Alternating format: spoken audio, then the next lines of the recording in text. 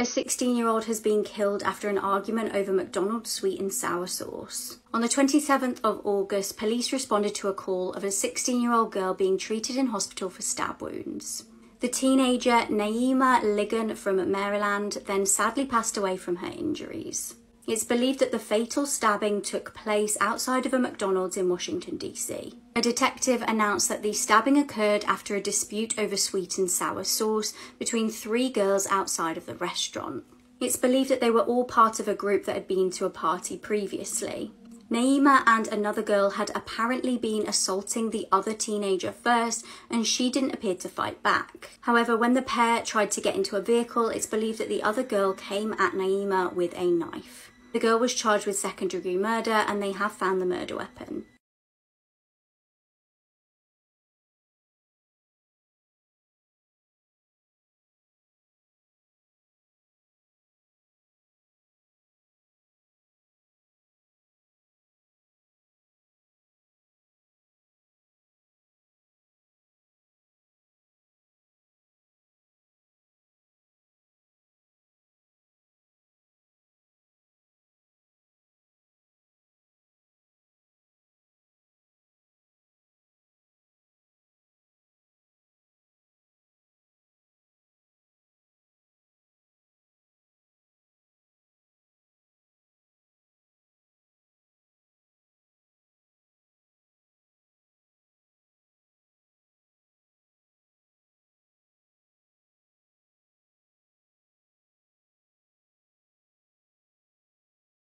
Including Mark Kilroy.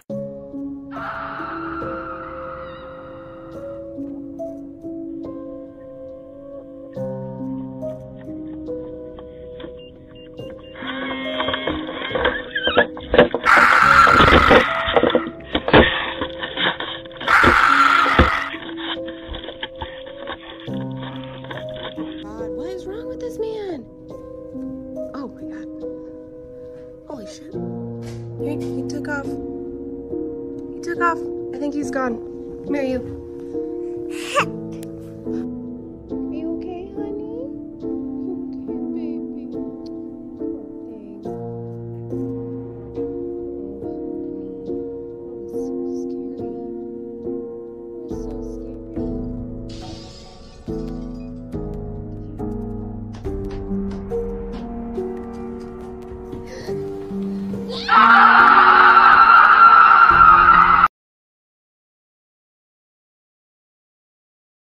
On March 24, 2022, 14-year-old Tyree Sampson lost his life in a horrifying fall from the Orlando Freefall Drop Tower in Icon Park. The ride, touted as the world's tallest freestanding drop tower, plummeted passengers 400 feet in the air. Bystander footage captured the terrifying moment when Tyree slipped from his seat shortly after the ride began its steep descent. The owner's manual for the tower lists the ride's weight limit at 287 pounds.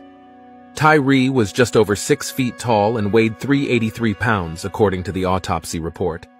A lawsuit filed by the family alleged that there were no posted weight limits nor scales at the ride site. Following the tragedy, Florida officials hired a forensic engineering firm to investigate the incident.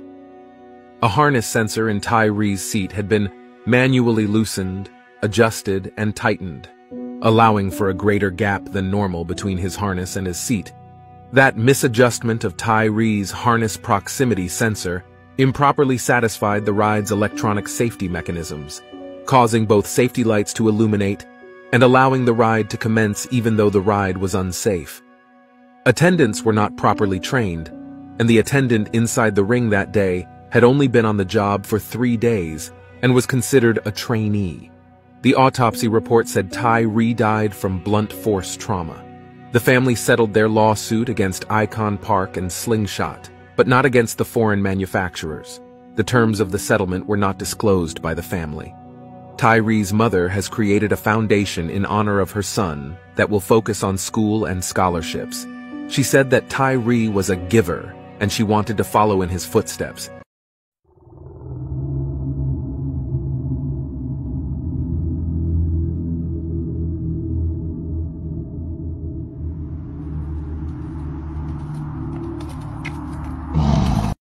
Do you remember Brooke Houts, the YouTuber who made her YouTube channel about her dog and how much she loved her dog, and then accidentally uploaded footage of her abusing her dog to YouTube?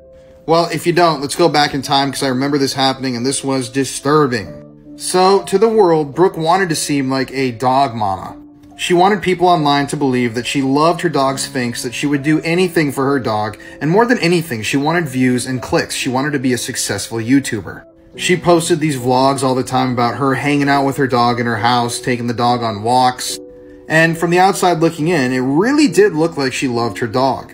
And then came the accident. So on August 6, 2019, Brooke uploaded a video to her channel, which was a normal video up until the very end. So it's still unknown if Brooke was actually the person who accidentally included these clips in the video or if her editor put them in out of spite, but at the end of this video, it randomly jarringly cuts to footage of Brooke abusing her dog Sphinx. Sphinx jumps into the frame and Brooke smacks him on the head. She also is seen screaming at the dog, "Stop!" and she spits on the dog and pushes him to the ground. It's a very, very almost Black Mirror-ish type video where it's this person who the entire video you've seen seemingly cares about their dog, and then it cuts to these clips of them brutally attacking their dog. It's just a really, really off-putting and disturbing video. So after this, obviously, there were massive cries of outrage from the entire YouTube community and really the world. I mean, this person was claiming that they loved their dog so much and would do anything for them, but posted footage of them abusing them. Brooke quickly took down the video, quickly took down a lot of her content. She went private on a lot of her accounts. Organizations like PETA came out and publicly roasted her. And the Los Angeles Police Department opened up an investigation into charges of animal cruelty against Brooke. Now, while she was never charged with any crime and the case kind of faded into obscurity, I really hope that Sphinx is in a great home right now, and I hope that she learned her lesson about how you should treat your animals.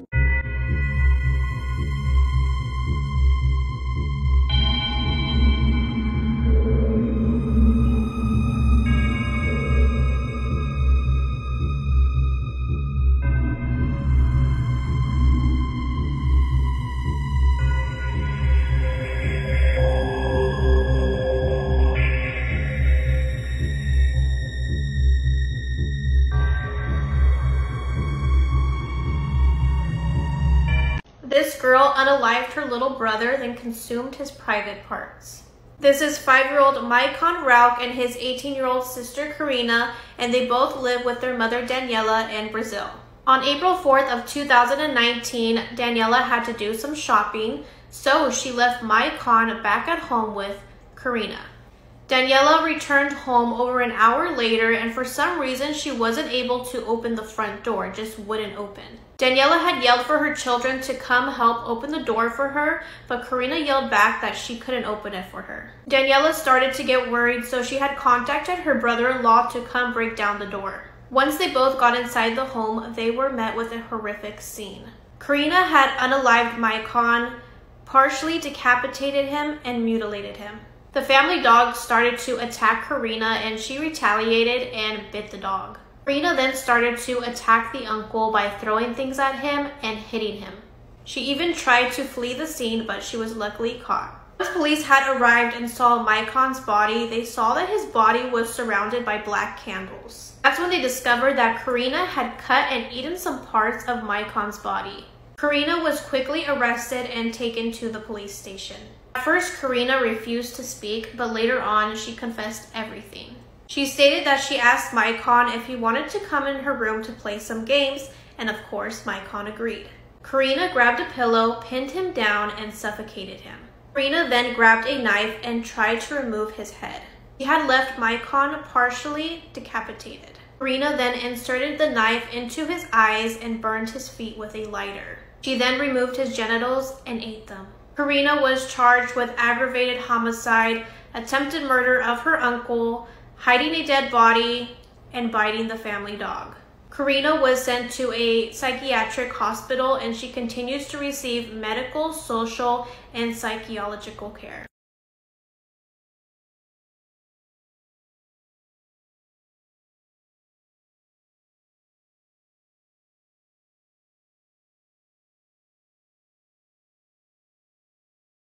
Today I'm going to show you the most disturbing parts of the internet. I haven't done this series in over 3 years, and the last time I did it, I got permanently banned. Let's see if I can go 2 for 2. Okay, for this video, I'm going to show you here. But if this video breaks 100,000 likes, I'll show you here. The first one we're going to talk about is Ted's caving story. This website was allegedly made in 2001, and it documents the experience a man named Ted and his friend had while exploring the mysterious cave. They're in these tunnels, and they see a small hole, which you'll see now. The small hole originally was big enough to fit just one hand in. So they determined that it is a good idea to break open the hole so that way they can fit inside of it. Grab some different equipment and just start drilling at the hole. The hole eventually looks like this, then this, then this, almost there, and they got it.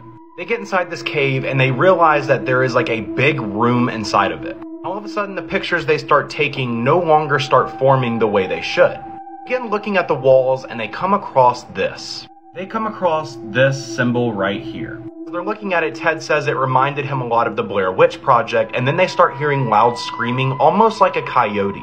His friend tries to convince him that it might just be an animal, but both of them deep down know that it's not an animal. Him and his friend eventually leave the cave, but they leave a note on the website saying that we will be back and we are going to return and conquer this cave. For family and friends who are reading this, be at peace. I will conquer this cave and then I will update this website immediately. See you all soon with lots of answers. Love, Ted.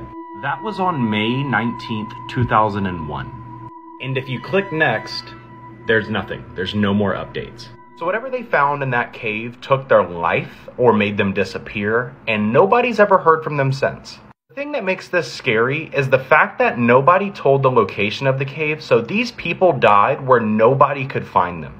Overall, this website tells the disturbing details of Ted in real time, and by the time he figured out what was in the cave, it was already too late. So yeah, make sure to like and follow for tomorrow's video. Stewie. Yeah? It's not your fault. What? It's not your fault. I know. It's not your fault. I know. The woman you just saw in that video, Sarah Stewart, and her husband Christopher Stewart have been arrested, and they are facing charges after their 6-year-old son died from a Benadryl overdose. So on social media, Sarah seems like the happiest, nicest mom around. She has tons of videos on her page, which is still up, by the way. And if you were to look at her page and scroll back a little bit, she would seem completely normal. Well, until she started posting these weird, sad, cryptic posts a few months ago. Posts like this one. Well, as it turns out, on October 30th, 2022, the day before Halloween, the police were called to their home. They claimed at the time that their 6-year-old son had fell off of a recliner, hit his head on a hard floor, and suffered an immediate seizure. That day, their child was transported to the hospital. He survived and held on a little bit longer, but he died later that night. When a search warrant was served on the couple's home, though, they discovered some disturbing things. Apparently, the family and the child were living in filthy conditions, and there had been past child abuse allegations against the parents. An autopsy of their son even showed that there were bruises on his body that were still healing at the time of his death. And the autopsy also revealed something disturbing. Their son hadn't died from falling and hitting his head on the floor. He died from a Benadryl overdose, which, if you know anything about Benadryl, is extremely hard to do. The authorities even said that their son had enough Benadryl in his body to kill a full-grown man. And after their arrest, the parents even said that they would give their son Benadryl if he was being hyperactive. It's just crazy to go on her page and see the post that she made before she was arrested. It's a crazy, crazy story. And hopefully there are some serious sentences handed out here. I know Sarah has been charged with homicide. Her husband has been charged with child neglect, but this is just a tragic story for everybody involved.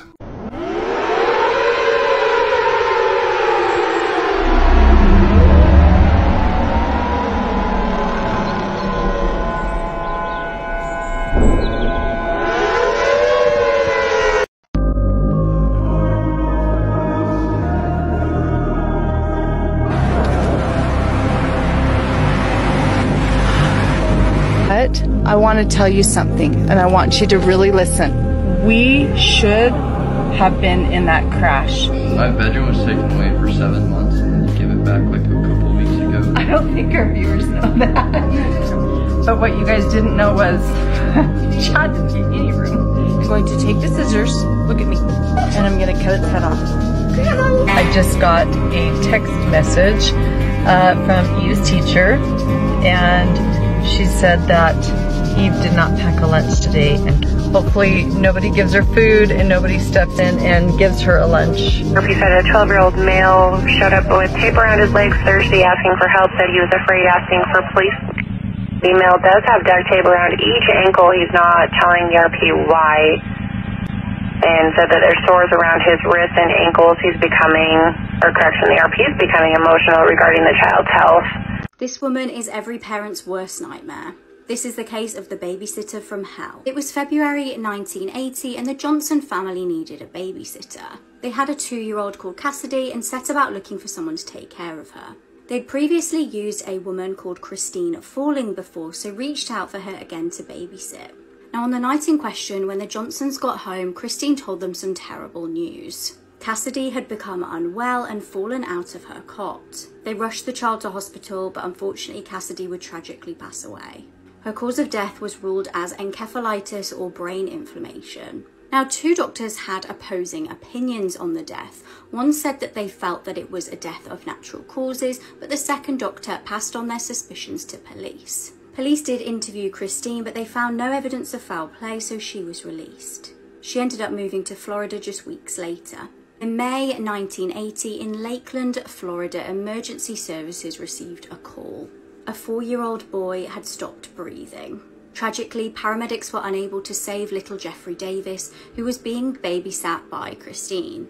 The death was listed as a result of a viral infection. 3 days later, 2-year-old Joseph Spring, the cousin of deceased little Jeffrey, was in need of a babysitter. His parents needed someone to look after him while they attended Jeffrey's funeral. In a shocking turn of events, Joseph passed away that day as a result of the same viral infection. The year after this, Christine moved to Perry. She ended up getting a job as a housekeeper for 77-year-old William Swindle. Now, on her first day on the job, she told emergency services that she found him collapsed and unresponsive on the kitchen floor. He was pronounced dead in hospital and an autopsy wasn't done. He was just believed to have simply died from a heart attack. By this point, Christine had experienced an awful lot of death in her various employments. A few weeks later, she ended up going to a vaccination appointment with her stepsister. Her stepsister's little girl was due to go and get her jabs. The appointment went absolutely fine, but then on the way back, they stopped at the shops to get some nappies, and Christine actually offered to stay in the car to watch the child while her stepsister hopped out. Shockingly, when she returned to the car, the little girl had stopped breathing. She was pronounced dead at the hospital and the death was thought to be a reaction to the vaccines. In June 1982, Christine was once again babysitting. This time it was for 9-week-old Travis Cook. As with most of the children in her care, Travis suddenly experienced respiratory distress. He ended up spending a week in hospital, but luckily survived and came home.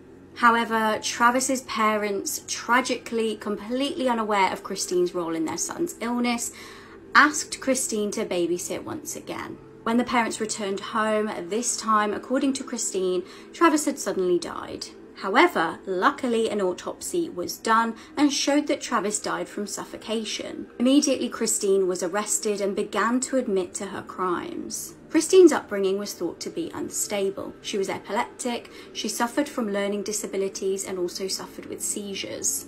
She would display fits of anger and, trigger warning here, relating to animals. She had a fascination with torturing cats. She was apparently subjected to physical and abuse growing up. It's reported that while growing up she displayed symptoms of Munchausen syndrome, where someone will fake their own illnesses essentially. She claimed that she learned how to suffocate via the TV and claimed to have heard voices telling her to kill. In 1982, she got 2 life sentences. She later admitted to killing William Swindle too and was denied parole, and as far as I can see, she remains behind bars. This is the most disturbing cartel murder ever, and this is the trigger warning. Maria Fernanda Garcia Alvarez was a 16-year-old girl who was executed by some drug cartel members on suspicion of investigating against them. She was missing since July 15th, 2021, and a few months later, a gruesome video of her execution began circulating on gore sites and Reddit. The video is 2 minutes and 31 seconds long, and the setting looks like some sort of forest or some trail in the woods near a forest. When the video starts, Maria is on her knees with her hands tied behind her back.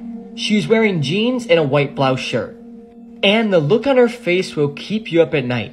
She is surrounded by at least 3 gang members, the cameraman, the one holding a gun against her head, and the other holding a pretty long knife against her throat. The opening 50 seconds is your usual cartel interrogation. The interrogation is translated to, interrogator demands her name. She replies, Maria Fernanda Garcia Alvarez. The interrogator then asked, who was the person who ordered you to infiltrate us? Maria replies, Fernando Mendoza. The interrogator then asked, who planned all the stuff you're doing? She says Fernando and Francisco. The interrogator then says, tell us the people who infiltrated us. Give us nicknames. She replies Oscar and then another name that can't be made out. Finally, he asked, who did you report to on everything we did? Maria said, Fernando Mendoza. The killer then ends the negotiation by saying, now you'll see why you don't want to play with us. As the video plays out, it is extremely hard to watch. Maria is panic breathing and on the verge of tears. Her killer then proceeds to cut into her throat while holding his hand over her mouth and bringing the knife back and forth like a saw. And while watching, you can instantly tell the knife isn't sharp enough to cut clean through a neck, which makes this 100 times worse for Maria. Maria is screaming and screaming while crying hysterically. The sound of this is horrific and will keep you up at night. Eventually, the knife gets through the skin and into her throat. And at this point, Maria's screams change pitch dramatically. She tries to struggle, but the other man holds her in place. Her screams get deeper as the killer continues to cut and cut and cut. For a split second, she manages to move her head, which frees the killer's hand from her mouth. She then lets out a desperately loud scream that you wish you've never heard. The killer then regains control and puts his hand back over her mouth and continues cutting. She is still screaming after a minute of having her throat cut. At this point, it seems like the killer is losing his composure, I would say, for Maria's screams, and then takes the tip of the knife and puts it into her throat and pushes it down with his palm, right into Maria's windpipe, and at this point, her screams change in pitch again. You almost hear the scream and air leave her throat. The killer then moves the knife side to side to try and make the wound bigger, and after all this, Maria is still conscious. The killer then proceeds to stab Maria in the stomach a couple times, and seems desperate to get the job done. And it's extremely apparent that this is his first time doing anything like this. He then proceeds cutting her throat and stabs the knife again into her body. At this point, Maria's body then goes limp. The killer then looks at the camera and throws up the peace sign, and the video ends. This is truly one of the most sickening cases I've ever researched, and it's a shame stuff like this happens daily. I beg you to never go searching for this video because it's really sickening and sad, and it will honestly just ruin your day or might even ruin weeks of your life.